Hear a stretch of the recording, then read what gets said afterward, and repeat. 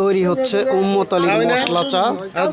এখানে আছে মালটা, দারচিনি, লবঙ্গ, লেবু, কমলা, এই সমস্ত জিনিস দিয়ে চা বানানো হয়। চা বানায় উম্মত আলীর চায়ের দোকান।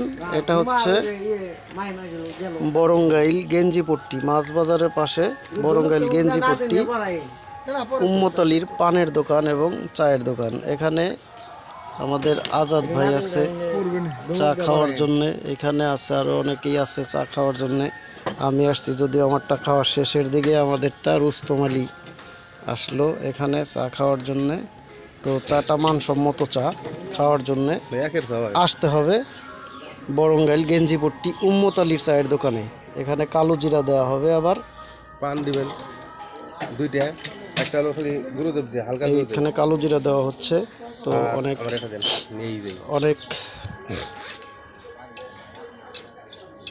সুন্দর চা, মানসম্মত চা খাওয়ার জন্য আসতে হবে উম্মত আলীর দোকানে। দেওয়া হলো মালটা, এ টু জেড মশলা চা, A to Z মশলা চা। হ্যাঁ, যে সব পদের মশলা এর ভিতরে আছে।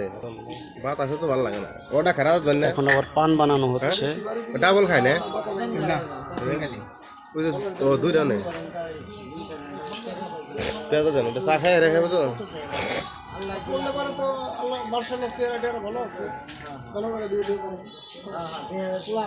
তো সবাইকে চা খাওয়ার আমন্ত্রণ জানিয়ে সবাইকে ধন্যবাদ।